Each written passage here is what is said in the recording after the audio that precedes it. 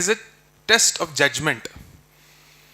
Within the available set of options, what would you pick? How would you pick? The sense of judgment is what is tested in the prelims exam. Now let's see.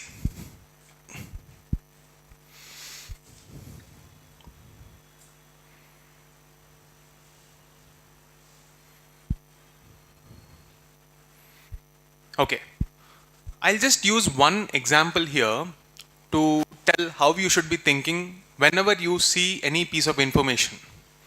Let's take a look at this. Mystery of African mahogany, G20 sapling salt. Now, it is supposed to raise some curiosity, and you should have the ability to link it to our syllabus pointer. Obviously, everybody knows that when you're talking about this, you will link it to GS3 and that to environment. Not only this, you will also have to link it to the flora and fauna aspect in geography. Mahogany. If you go through your NCRTs, especially 6th and 8th class NCRTs, you will have lot of important tree species.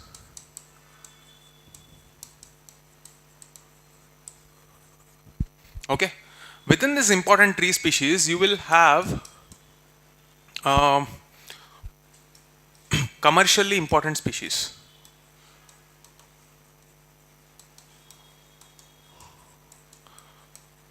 Within this commercially important species, mahogany is one such.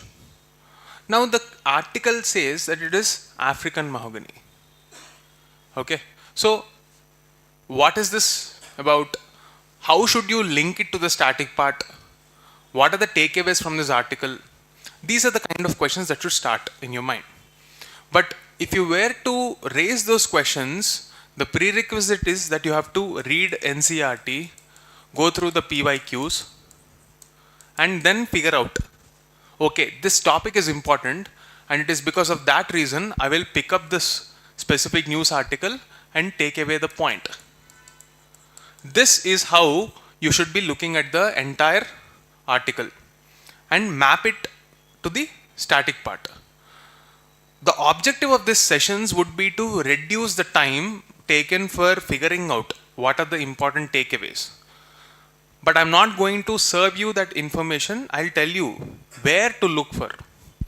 This class will continue to act like a source of direction, not a source where you will get a simplified summary. Because the search as a process involves you to go through various textbooks, various materials, and it might take an hour every day. But the ability to go through and skim through those materials will give you some takeaway. And that takeaway is identifying patterns. And this is not going to come up in a day or two. It requires you to learn the pattern recognition skill both for prelims and mains over a period of time. And that is the primary difference between a normal newspaper summary class and our activity. Consider this like a mental training exercise on a daily basis, but not a place where you will get summary. It is a mental training, thought process based class. Okay? Those who were already a part of the morning sessions are aware of how we go about this. But the addition is that periodically we will have prelims as well as mains discussion. Okay? This is just as an example that is meant to explain the process to you. Okay? Moving forward.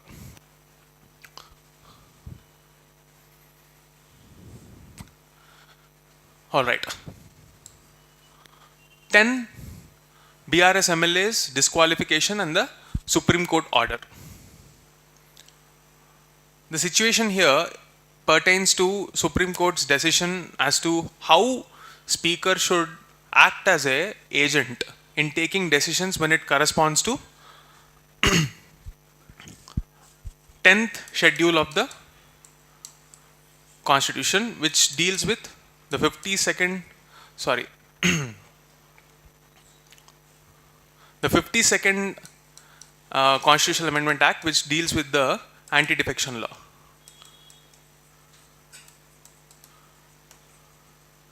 what is the role of speaker in this? Does the law talk about speaker role at all? Then you have something called the Quixote Holohan case in 1992, which talks about judicial review. What is the role of speaker? What is the anti-defection law? What is the role of this Quixote Holohan case? All this are the prerequisite background work that you need to do to understand this article. Basically, if one party's MLAs are switching sides after the election, that tantamounts to lack of stability in parliamentary democracy or in our democracy. And to create that stability, we have the anti-defection law. Here, the biggest conflict is, does an individual MP or MLA have freedom of speech or freedom of expression? Because their alignment with one political ideology or one political party is considered a facet of this freedom of speech. Now, after election, if a set of MLAs decide that we no longer subscribe to this ideology and switch sides, isn't it the role of courts to decide if it is justified?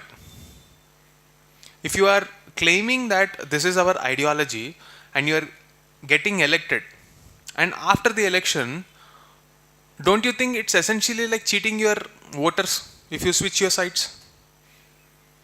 That is very antithetical to the idea of democracy. Now the law remains quiet on when the speaker should take a decision. It mentions that speaker is supposed to take a decision, but what's the time frame? In the absence of a time frame, it goes on and on and on. And that is a problem in the anti-defection law. So here, Supreme Court mentioned that there needs to be a timeline.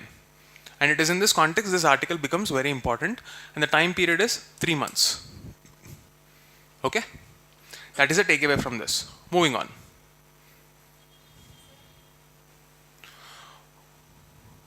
Yeah.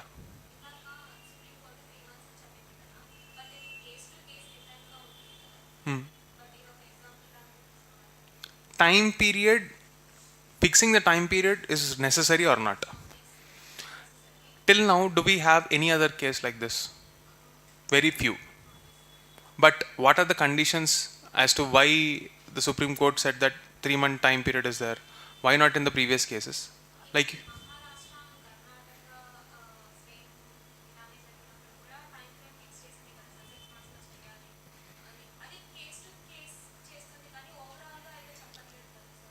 right. Because this is not the role of judiciary. The law should come from the parliament. So this is a sign. Even, let's say for example, in the 2006 Prakash Singh case, which talked about police reforms, who came up with those police reforms? Of course, it's the Supreme Court. But the guidelines should be implemented by the state governments through a procedure established by law. And if it is not there, it is not the problem of judiciary. On a case-to-case basis, looking at the time period, how much time elapsed, of course the courts will tell you that you should come up with a decision in this time frame. Okay? Now, this very, very important article, okay, in the wake of the TCS layoffs, a question: in the age of AI, is India's IT sector still a beacon of opportunity? Now, this is about our economy. This is the formula for economic growth.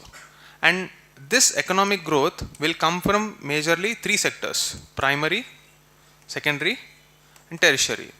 Within this tertiary sector, you have IT sector. And IT sector will contribute to consumption, it will contribute to investments, and will contribute to trade. See, as such, our trade is in deficit. Okay? Because we are not so good at manufacturing. As far as this component is concerned, what is saving grace for India? It is the service exports.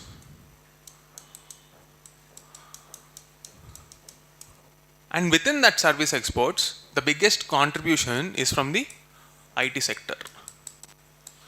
The problem with the present IT sector is that there is a structural change in the economy. Structural change. Structural change happens broadly when there is a new wave of technology. In this case, the new wave of technology is AI. Okay. If you want to understand the concept of technological change or a structural change in an economy, let's link it back to the various industrial revolutions. IA 1.0, 2.0, 3.0 and 4.0. Okay, industrial revolutions. Each revolution corresponds to a significant change in the way our economy was functioning. In the IA 1.0, machines came into existence and increased the scale and speed of production. Okay. And when IA 2.0 came during the Second World War, post-World War period, it witnessed mass replicas of the same product through assembly lines, factory-based production. Okay. And globalization became a phenomenon. Now in IA 3.0, the takeaway is the interconnectedness of the world, which led to the growth of internet as well as IT revolution. What we are witnessing right now, especially in the IT sector, is a transition from this IA 3.0 to IA 4.0. Now, you might be wondering, how exactly is this different from the previous revolutions? To understand this and appreciate this, let me explain the basics of this AI technology, which I previously also did. When you're talking about IR 3.0, we are just connected. But when you're talking about IR 4.0, we are connected, but through automation, which increases the speed, scale, scope of every economic activity. Now, when you are talking about the IT sector as such, where are we generating revenue? India has been primarily generating revenue because we were humanly solving this problem, that of scale and scope. But we were still slow because we are humans, we are not machines. So with the advent of machine learning, the scale and scope met new aspect of speed and everything became repetitive. There is ease. So the skill set of the present pool of engineers that we have is almost becoming redundant. The degrees are becoming redundant. A case to the point, it's a kind of a debate between two sides. One side says that mass hiring in technology firms like TCS is a thing of the past. And there is another side of the argument who is an optimist who says that we have seen many such kind of transformations. So we will adapt to even AI. Okay. Now, we all know this, AI will take away jobs, AI will create new opportunities. This is a very standard method of argumenting. Argumentation on these lines, you've seen quite a few times. But this is not what we are reading this article for. If you have to develop a metric or a point of comparison, we have to compare apples with apples and oranges with oranges. Now let us see if the scale of technology or the methodology that through which we adopted to the previous technologies, is it the same when you compare it with the present version of AI? Let's see that. To understand this technology, we need to understand the nature of different technologies.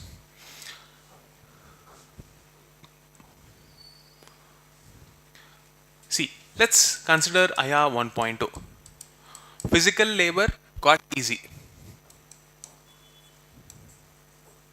This problem was solved. IR 2.0. Now that physical labor is solved, the problem of speed was existing. That speed was also solved. Now with IR 3.0, speed, scale and physical labor, all of them are solved. The problem was markets.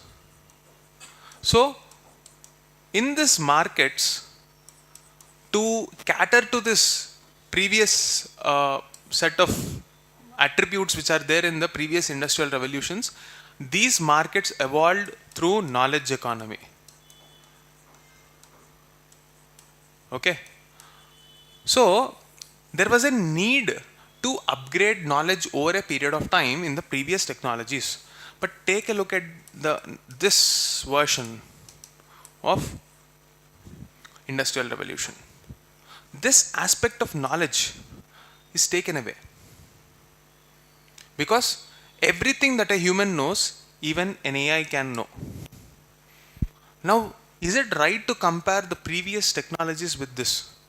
Because the difference between a human being and an animal is our consciousness. It's our ability to think, ability to produce something new. Technically speaking, generative AI, this is not producing anything new. So if someone thinks that generative AI is producing something new, no. It is taking the existing knowledge and using permutations and combinations and giving out some additional information that is lying unused, untapped. But is it creating something new body of knowledge? The answer is no. And that is the reason why IR 4.0 is quite different from the previous generations, because you are not seeing the role of knowledge clearly here. So there needs to be a fundamental shift, a change in the structure of education as well, because it's no longer about asking, what is the right answer. This is the time where we need to ask the right questions. What is prompt engineering? Basically, the level of expertise you have on a subject. Because if everybody has a AI platform, what is the difference between you and the next person? Your ability to think and spend some time and go into the depth of that. So it requires a constant engagement and constant learning curve. The future belongs to those who have the ability to fail faster, learn quicker. These are the two attributes. If we take our intelligence for granted, you will be replaced. It can no longer be the necessary ingredient for landing up in a job. It is one of the condition, but not the only condition. And that is the fundamental shift in the nature of economy and the structure of economy. So everything that requires a slow human will be replaced by an AI agent or an AI bot, which is repetitive in nature. So all the repetition based jobs are gone. Those need to be replaced with someone who has the ability to generate better than what an AI agent can do. At this point of time, we are not witnessing anything of that sort. Put this AI technology on hardware. That is the new knowledge economy that we are talking about. Let's say, for example, you want a plumber. What if you can rent a plumber, an AI based bot that has IoT, Internet of Things based sensors, and it is transformed into a humanoid robot? Instead of you deploying a human being, you are using this bot or robot. That robot will do the work for you. And now servicing that industry will be the new need. The new need of the industry would be to service that need. Your ability to know AI, your ability to handle hardware, and also the use case. For example, in this case, plumbing. You need to know how plumbing works, how AI works, how hardware works, and that's where you will land up in a job. Do you think the structure of the economy is at that pace? No. So I am more inclined to understand and see the arguments from both the sides, and I'm more inclined towards this guy because AI is not allowing the companies to hire people as they used to. I personally believe that era has been wiped out. Of course, I'm not saying that something new will not come up. At this point of time, companies do not need as many human resources as they used to handle the present level of jobs, and that is why you are seeing mass layoffs. Why do you think companies like Google, Microsoft, Facebook, all these companies are laying off? Are they in losses? They're reaping bumper profits. Look at the stock markets. Look at their earnings. But look at the size of downsizing. 12,000 employees, 20,000 employees. It's a huge number. Why is this happening? Because we are undergoing a structural shift in the economy. And true, I would also partly agree with this person who argues that India will adopt. There have been multiple situations where we did adopt, but in each phase there is a creative destruction, meaning old companies and the old methodologies were wiped out and a new blood came into the market. But in this transition, India and a lot of sectors were so shattered that they never saw a comeback. Many families were pushed back into poverty every time that happens. Now, when we talk about the social contract between the individual and the state, what is state's role in this context?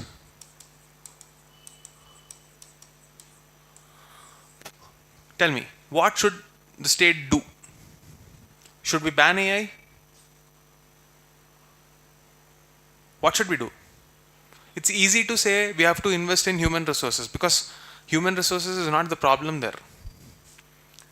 Okay, let's invest. Let's compensate TCS for reskilling our human resources. Now what? Do you think all the 20k people who got fired will get jobs again? Do you think the market is ready to absorb so many people? What will happen? All these people are now looking at government jobs, including civil services. Because where else will they go? The well-known IT jobs are gone. US is imposing tariffs, the trade wars. If automation happens, it happens first in US, right? In this condition, in this transition, how is the world going to survive if not there is a sense of urgency? And the absence of this urgency, coupled with problems like climate change, to deglobalization, and 3, regional conflicts.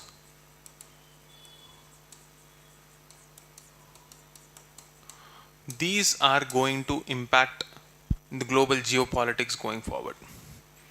So, if you are an international relations student, PSIR, these dimensions are going to be the new additions in your syllabus. Climate change, structural shifts in the economy and its impact on geopolitics. And you'll also see one more addition, environmental issues as a bargaining force in international relations. Because see, if you are going for AI, you would also be indirectly handling climate change. Because what is the prerequisite for AI? You need huge data servers. Data servers need a lot of power. And a lot of power means more deleterious effects of climate change. So this is what we are handling right now. And when you are comparing apples with apples and oranges with oranges, your arguments will stand. But just because we survived in the past, it's no guarantee that we will survive in the future in the same way. Understand our problem statement very clearly and then approach the problem. Do you think the world has a solution yet? No. Not even OpenAI, not even Meta. They don't have a solution. They can reap benefits out of it, but they don't have a solution. Forget solution for human problems. They don't have problems for their own AI. What if an AI goes rogue? You don't have an answer. And that is the fundamental debate. This is a structural issue and the context that you should be aware of. And I am not going to repeat these arguments again in the future, because these arguments will be sprinkled throughout all your news items in international relations, in economy, everywhere, environment. Okay? So please take a note of this. Go back and read this. It is also going to impact how Indian society is going to be reshaped. How is it going to be reshaped? We have certain traditional values. Let's say, for example, the institution of marriage, institution of family, caste. There is one chapter called Impact of Globalization. Okay? So, in urban centers, you will have globalization. In some other centers, you will have deglobalization. How are these values going to clash? What do I mean by this? Let's say, for example, a city like Bangalore is going to have more and more global companies visiting there thanks to their skilled professionals. Hyderabad, Bangalore. What about larger cities like Lucknow, Patna? They are also populous. They might witness deglobalization. And when migration happens and there is a clash of values, how is Indian society going to be transformed? And that's the question we need to address. And this is a very, very important issue. Please keep a note of that.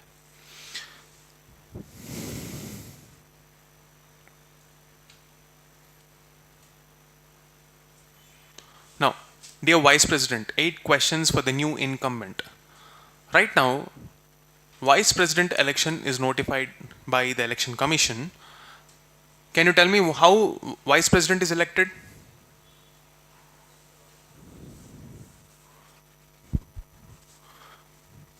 Guys, please. How Vice President is elected? Who are there in the Electoral College? Elected?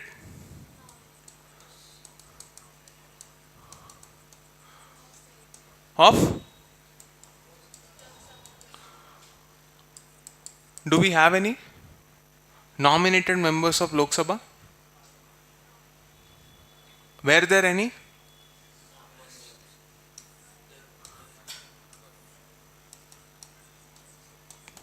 Two people. Do you have them now? Nominated members in Rajya Sabha? How many? What are the fields? Literature, social services. Please revise this, okay? Rajya Sabha. Elected. Lok Sabha. Yes or no? Yes or no? Okay, please revise these basics. And what is the act through which Vice President is elected? Is it through Representation of People Act? Perfect. President and Vice President Election Act. Okay. So these are the basics that you need to ask. Now, before reading this article, what is the role of Vice President in our Indian polity? If you know the answer for that question, these points will make sense. Now, let's try to look at each of the questions. First one is take notice of the opposition.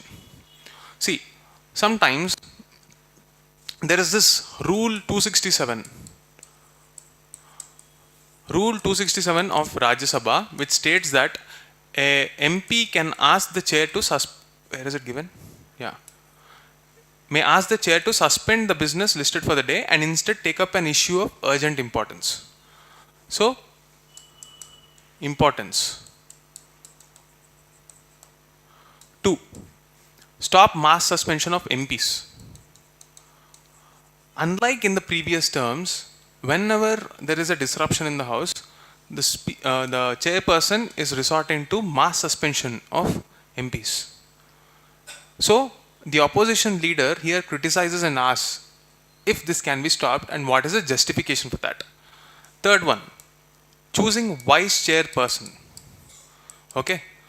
So, there is a criticism that there is a partisanship. There is an element of partisanship in the election of vice chairpersons. So that needs to be relooked at. Protest by the opposition, censorship, freedom of speech is being violated. That is also one issue. More bills should be sent for scrutiny. So there are some statistics here. 14th Lok Sabha, 15th Lok Sabha, and in the 14th, 6 out of 10. In the 15th Lok Sabha, 7 out of 10 are given. In the 16th, the number fell to 3 out of 10. And 17, only 2 out of 10. So, why is this important? When a bill is sent to scrutiny, it generally means that the parliamentary committees are looking at the clauses that are there, discussing and then deliberating upon them to come up with the legislation. You take the case of farm laws. One of the biggest criticism about this farm laws is the lack of a pre-consultative legislative policy.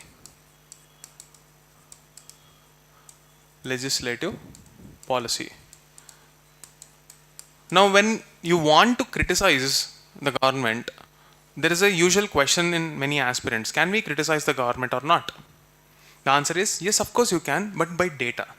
If the number of bills that are falling down, that are sent to the parliamentary committees for scrutiny, it is falling down, it's a clear-cut sign that discussion is not happening in the way it is supposed to. If the number of clauses that are gully-toned are increasing, if the number of bills that are referred to the parliamentary committees are decreasing, it's a clear-cut sign that discussion is not happening. And this is a point that you can use to substantiate your argument, which is not how it is supposed to be. And finally, points of order. Points of order refers to a legislative tool on the floor of the House by the MPs. If there is an established norm or procedure, either through the business advisory rules or whatever may be the rules of the House, if the parliamentarian feels that the rules are violated, he might raise a point of order and it is up to the chairperson to accept it or reject it. The assertion here is that if a point of order is raised by the MP, it should be scrutinized and a reason should be given as to why it is rejected. In the absence of that, parliamentary democracy will miss one major accountability mechanism. And that's the assertion here. And finally, this is not so important. It's a practice that there is a birthday greetings that is there in the Parliament House. So the opposition leader and the writer of this article feels that it's high time that we get rid of that practice and focus on the agenda rather than wasting time there. So these are some of the important issues discussed, and it gives us an opportunity to go back and see the role played by Vice President in our dealings. Okay? Now, language and the division of states. This is a very, very important issue, and this is going back to the SRC and the JPP committees. and how the idea of federalism evolved. Let's go back to the idea of federalism. Why do you think federalism is necessary?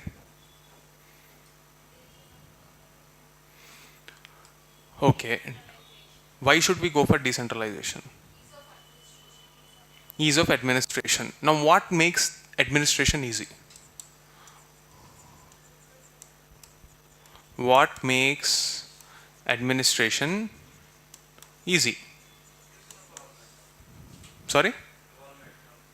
Involvement of people. How will people involve? Okay. How will you divide this? Let's say I want to divide the entire country into small units. How will you divide? What are those administrative reasons? That's what I'm asking. Okay, resources, fine. So let's say you have all the factors of production of an economy. Now, what else? You have the 3F: funds, functions, functionaries. What else? You have a growth model that is inclusive. Inclusive growth. What else? There is science and technology. Will this suffice? Are we missing something?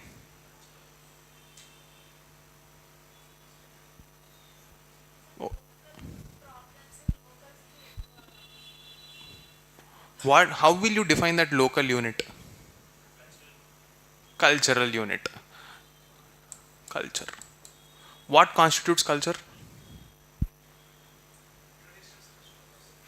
Can we make Ashoknagar a subnational unit? We all have a culture, or lack of it is also one culture.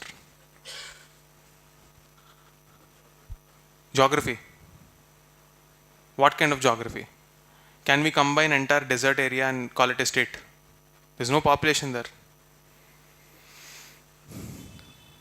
This is the question that our constitution makers also had to face, and one of the earliest proponent of this was, way back during the independence time era only, we have had the Congress working committees on linguistic lines. Why? Because, for one, people of same language are bound to have more or less similar culture, and the ease of transactions when you are speaking the same language for all practical purposes is easy. Now, when you are picking up one element of culture and making it or giving it a weightage more than any other cultural element or any other reason for administration, the very purpose with which federalism exists, that every unit should contribute to the growth story, that itself will get hijacked. And the problem that is created when such a federal structure is allowed to persist is the problem that you will find in GS1 called regionalism.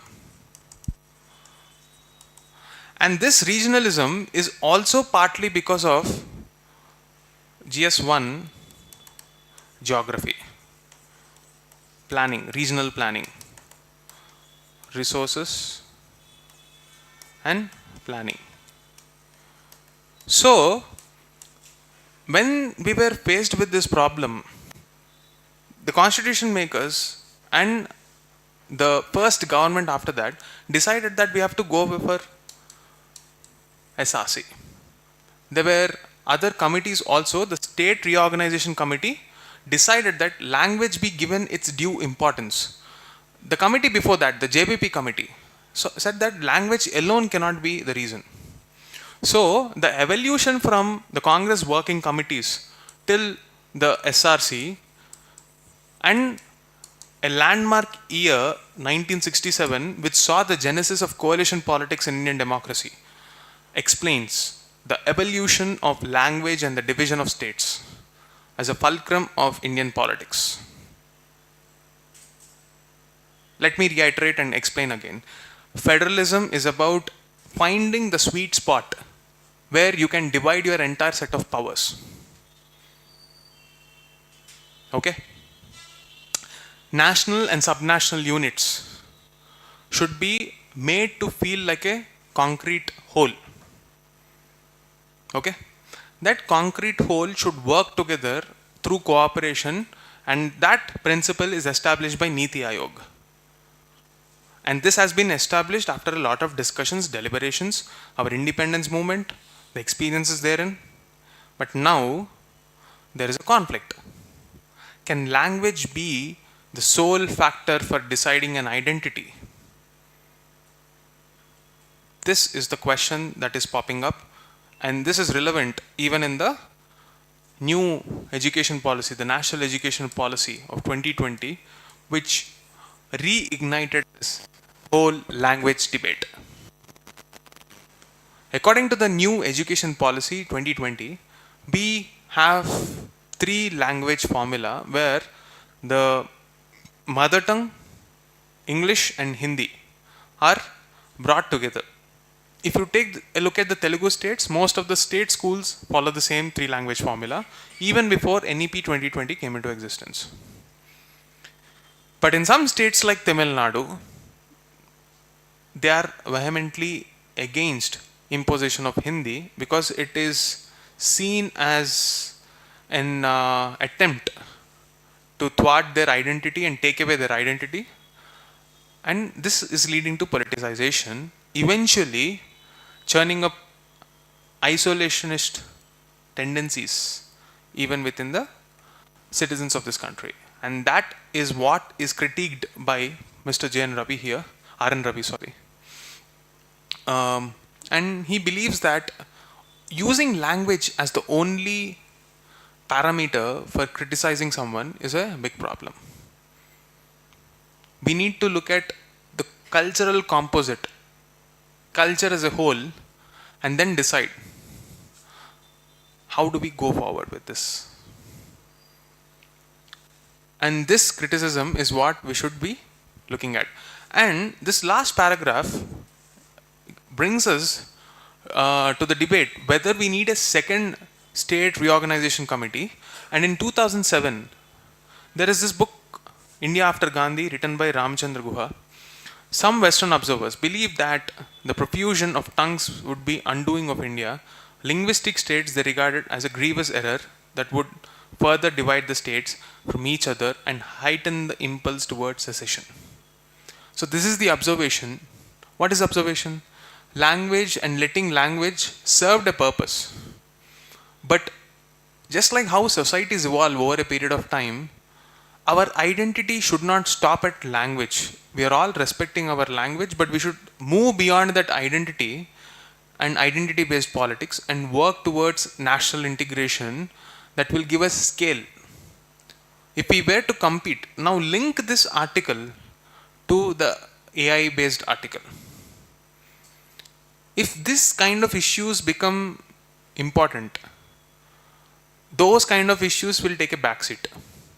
Because human beings are first emotional, then rational. So let's identify the issues that will trigger the emotions first, put them aside, and then work through our energies on issues that really matter. But a prerequisite for that is a collective wisdom that everybody should be respected for their cultural identity. Alright. Now, in this article, you will see what you are also going to look at in Lakshmikant. There are 4 divisions of states: Part A, Part B, Part C, and Part D. Part A to D. There are some states before the 1956 State Reorganization Commission, and the amendment after this State Reorganization Commission came into the picture. This landmark amendments are important for your prelims. First amendment to 7th amendment and the timeline. You might get a match the following question. Please note this down and do your homework. Okay? Alright. moving to the next question, questions over the age cap in surrogacy law. Now, let's talk about the concept of human rights. What is a human right? There are so many definitions, but to simplify things and make it easy for you to remember, everything that has got to do with our human body can be, human body and mind can be termed as a human right. And within that set of rights, you will have something called reproductive rights. So, the inherent nature of human right is such that it is linked to Article 21, right to life and liberty. And since equality is a prerequisite for democracy, Article 14 is also applicable here. And since you have the right to express, Article 19, your freedom is also inherent, and therefore it is called the golden triangle of fundamental rights.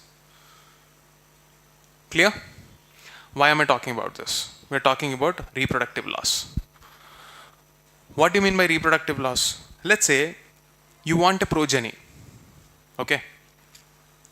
In that situation, by any unfortunate event, if a couple is not able to, give birth to a child, they need some assistance thanks to the medical improvements over a period of time. But if these medical interventions are misused, there is a possibility that we will be in danger. There can be a possible exploitation of labor. And it is with this context we came up with two laws in 2021.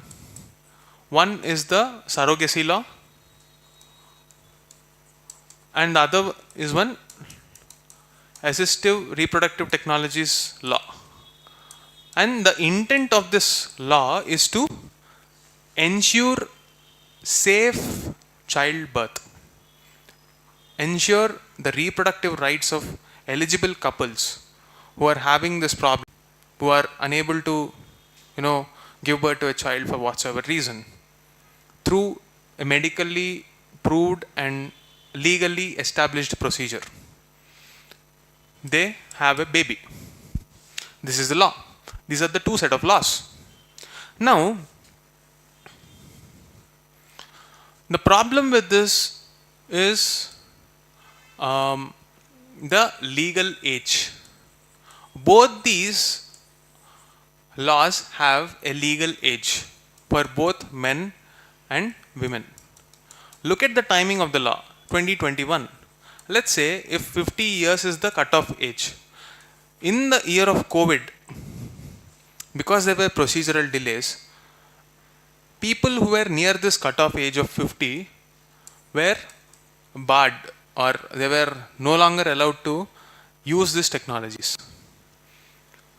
Every technology or every law will, whenever they're coming together, when the technology is regulated, there is a concept of grandfathering clause.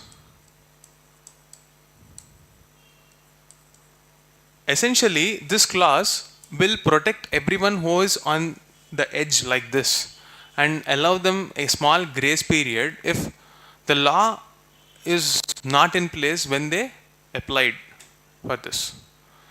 Essentially, Supreme Court is now handling a petition which is supposed to deal with this. Fairness, justice as fairness. Okay? So, you will be talking about the concept of human rights, reproductive rights, legal age, grandfathering clause, golden triangle of 14, 19 and 21. Most of the articles that will come up in newspapers and your question papers in GS2 will be about this line of argumentation. And I am also predicting where in 19 you will be talking about doctrine of reasonableness, reasonable restriction. That is applicable even now. How did you come up with this number? How reasonable is it to say that 50 years is the cutoff? Why not 51? Why not 55? Why not 65? that is not explained in the law. Therefore, this law can be questioned in the court. We are using this article as an example, as an opportunity to see where things are going wrong. Now, this article is important because of the concept of secondary sanctions and its impact on international relations.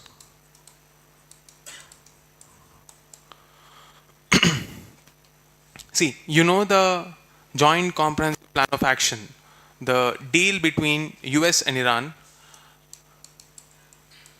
with respect to disarmament of nuclear weapons and nuclear enrichment. Since there is a violation of this clause, sanctions are imposed on Iran, and now Indian firms and nationals in US sanctions list refers to those companies which are dealing with Iran. There is a very big player in Iran in the shipping industry. By colluding with that player, Indian companies wanted to cover and avoid some losses, and they resorted to some technique there which is illegal according to US. Now when sanctions are imposed on a country like this, is it right to impose secondary sanctions on a country like India which is not directly linked with it? Because we might have had a pact with some Iranian companies before the sanctions were imposed. And this is the opportunity for us to understand this as a dimension in India-US relations, and couple that with the tariffs news where 25% tariffs are imposed. We will see how India-US relations will evolve over a period of time. Okay? I think that's it for the day. We will call it for the day. So, out of all this, the most important article is this. It gives us an opportunity to understand the political concept of federalism, the historical evolution of the princely states and the various regional units in British India. Part D, where only one state is there, Part D state, Andaman and Nicobar. What is the logic behind each of those Part A, B, C and D states, and how did we evolve after the SRC? These are the important articles for the day. Okay, that's it for today. See you tomorrow.